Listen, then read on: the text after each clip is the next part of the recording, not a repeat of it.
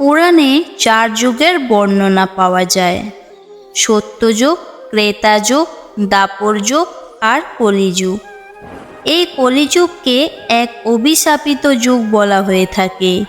কিন্তু আপনারা কি কখনো ভেবে দেখেছেন এই কলিযুগ কিভাবে শুরু হয়েছিল?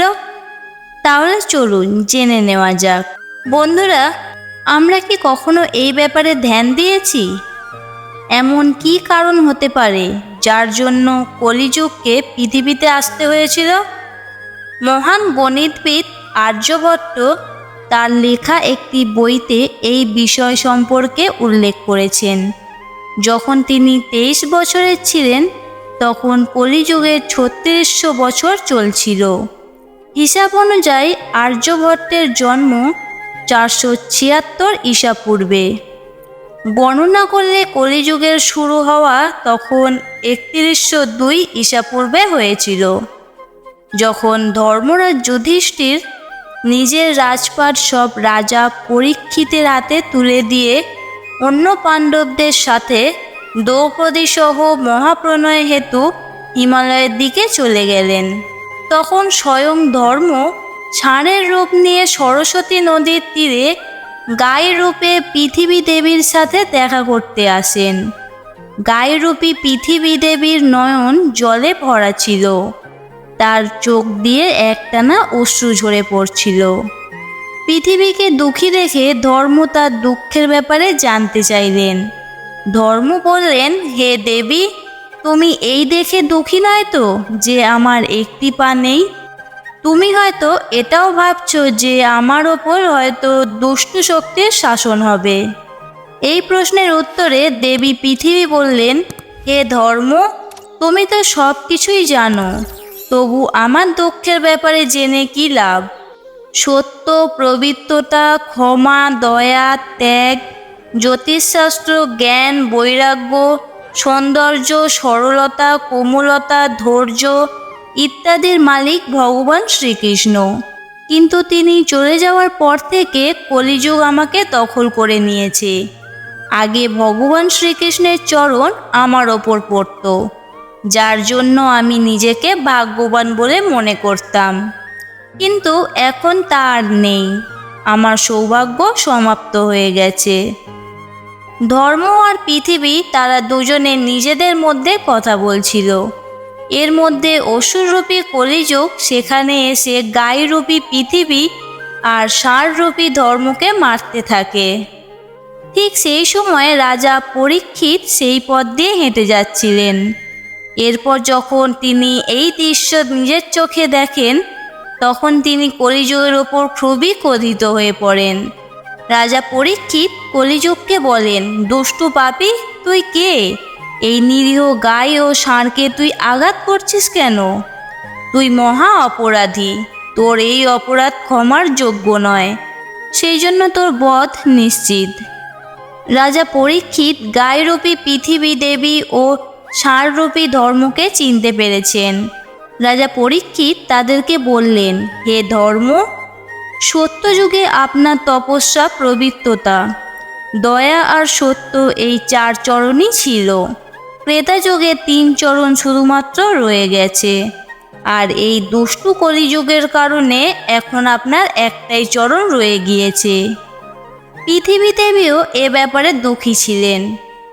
এই কথা বলে রাজা পরীক্ষিত তার তলোয়ার বের করে আর কলিযুগকে হত্যা করার জন্য এগিয়ে যান। রাজা পরীক্ষিতের ক্রোধ দেখে কলিযুগ ভয়ে থরথর করে কাঁপতে থাকে। কলিযুগ ভয়ে ভীত হয়ে তার আসল রূপে এসে রাজা পরীক্ষিতের চরণ ধরে ক্ষমা চাইতে লাগলেন। রাজা পরীক্ষিত তার স্মরণে আসা কলিযুগকে হত্যা করা অনুচিত বলে মনে করলেন। তখন তিনি কলিযুগকে বললেন, কলিযুগ, তুই আমার স্মরণে এসেছিস, তাই আমি তোকে জীবনদান দিলাম। কিন্তু অধর্ম, পাপ, মিথ্যা, চুরি, ছল, দারিদ্রতা ইত্যাদির মূল কারণ একমাত্র তুই। তুই এখনই আমার রাজ্য থেকে বেরিয়ে যা, আর কখনো ফিরে আসবি না। পরীক্ষিতের কথা শুনে কলিযুগ বললেন, হে রাজা, পুরো পৃথিবী আপনার বাসস্থান। পৃথিবীতে এমন কোনো স্থান নেই যেখানে আপনার রাজ্য নেই, তাই দয়া করে আমার থাকার জন্য কিছু স্থান প্রদান করুন। কলিযুগের কথা শুনে রাজা পরীক্ষিত চিন্তা ভাবনা করলেন আর বললেন, অসত্য মদিরা, কাম আর ক্রোধের নিবাস এখানেও রয়েছে। তুই এই 4 স্থানে থাকতে পারিস। কিন্তু কলিযুগ বললেন, হে রাজা, এই 4 স্থান আমার জন্য যথেষ্ট নয়, আমাকে আরও অন্য কোনো স্থান প্রদান করুন। এরপর রাজা পরীক্ষিত তাকে স্বর্ণরূপে 5ম স্থান প্রদান করলেন। কলিযুগ এই সব স্থান পেয়ে সেখান থেকে চলে গেলেন, কিন্তু কিছু দূর যাওয়ার পর অদৃশ্য হয়ে আবার ফিরে এসে রাজা পরীক্ষিতের স্বর্ণ মুকুটে নিবাস করে।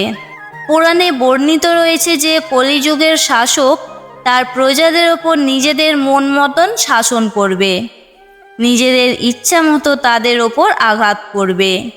শাসক নিজের রাজ্যে অধ্যাত্মের পরিবর্তে ভয়ের প্রসার ঘটাবে। বহু সংখ্যায় মানুষ পালাতে শুরু করবে। মানুষ পুষ্টিকর খাদ্য সামগ্রী ও নিজের সুবিধার্থে বাড়ি ছাড়তে বাধ্য হবে। ধর্মকে উপেক্ষা করা হবে, আর লোভ লালসা সবার মস্তিষ্কেই প্রবেশ করবে। মানুষ কোনো অনুশোচনা ছাড়াই অপরাধী হয়ে একে অপরকে হত্যা করবে। সম্পর্কই মানুষের জীবনের সবচেয়ে বড় প্রয়োজন হয়ে উঠবে। মানুষ খুব সহজে শপথ করবে আর ভেঙেও ফেলবে সেই শপথ। মানুষ মদিরা আর অন্য জাতীয় নেশায় আসক্ত হবে। গুরুজনদের সম্মান করার ঐতিহ্য শেষ হয়ে যাবে। ব্রাহ্মণ জ্ঞানী থাকবে না। ক্ষত্রিয়রা শাসন হারিয়ে ফেলবে, আর বৈশ্যরাও সৎভাবে ব্যবসা করতে পারবে না। হিংসা অজস্র পরিমাণ বৃদ্ধি পাবে। বন্ধুরা, বর্তমানে এই সব কিছুই চলার পথে এক সাধারণ ব্যাপার বলে মনে করা হবে। তো বন্ধুরা, আজকের ভিডিওটি এখানেই শেষ করছি। আশা করছি ভিডিওটি আপনাদের ভালো লেগেছে। ভালো লাগলে অবশ্যই একটি লাইক করে দেবেন, আর আমার চ্যানেলে নতুন হলে চ্যানেলটি সাবস্ক্রাইব করে দেবেন। আবার দেখা হবে নতুন কোনো ভিডিওর সাথে। ততক্ষণ ভালো থাকবেন। জয় শ্রীকৃষ্ণ।